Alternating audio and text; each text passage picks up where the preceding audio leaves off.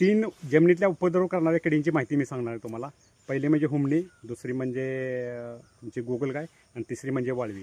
आत्ता माझ्याकडे हुमणीचा एक किडा सापडलेला आहे, तर हुमणीची माहिती देणार आहे.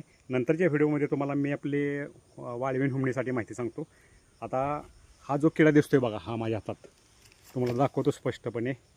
हा किडा दिसतोय, हा हुमणीचा किडा आहे.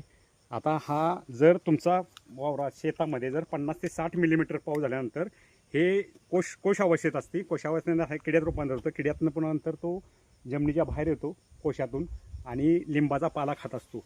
आता हे पाला कुठला खात येतं तर अहो का, हे लिंबाचा पाला असा त्रिकोणी कट केलेला बघा. हे पानं त्रिकोणी कट केले, कवळी कवळी पानं खात्यात.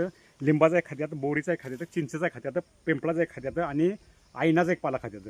आणि ते नराचं आणि मादीचं मिलन होतं आणि नर 24 तासात मरतो आणि मादी 7 ते 17 अंडी झिकझॉक पद्धतीने घालत असते. आता ती मादी कुठं काय अंडी घालत असते तर मादी अहो का, हे असा अर्धवट कुजलेला जो पाला आहे इथं, अहो का, हे अर्धवट कुजलेला पाला आहे. या पाल्यामध्ये ती अंडी घालत असते. अंडी घालत असताना ते जास्त प्रादुर्भाव कुठल्या पिकांना होतं तर तुमचा ऊस आणि भुईमुग ह्याला जास्त प्रादुर्भाव होतं. ह्याची मुळं, पांढरी मुळं जी असतात ती मुळं खातात. कारण ही मुळं ऊसाची रांजण टाईप असतात अशी, आणि भुईमुगाची मुळं पण अशी गच्च असतात. त्यामुळे ती मुळं खाऊन असे त्याचा उपद्रव चालला असतो. ह्याचा आता रासायनिक जैविक कीटकनाशक कसं आहे तर BBM नावाचं एक औषध आहे वसंत ऊर्जाचं. ते वापरलं तर त्याला ते कंट्रोलमध्ये येतं, पण ते सुरुवातीच्या स्टेजमध्ये वापरावं लागतं आळी छोटी असताना.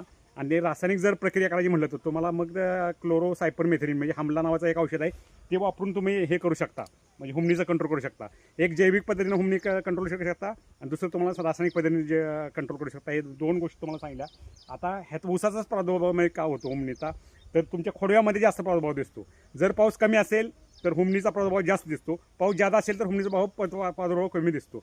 मग हे आळीचं कंट्रोल तुम्ही मग ज्यावेळेला पाऊस पडतो त्यावेळेला जर हे जे लाईट ट्रॅप तुम्ही वापरू शकता वावरामध्ये. आणि लाईट ट्रॅपमध्ये गमेलपाट ठेवायची, वर बल लावायचा. हुमणीचे कोश म्हणजे हे किडे त्या लाईटला आकर्षित होतात आणि त्या ह्याच्यामध्ये पडतात.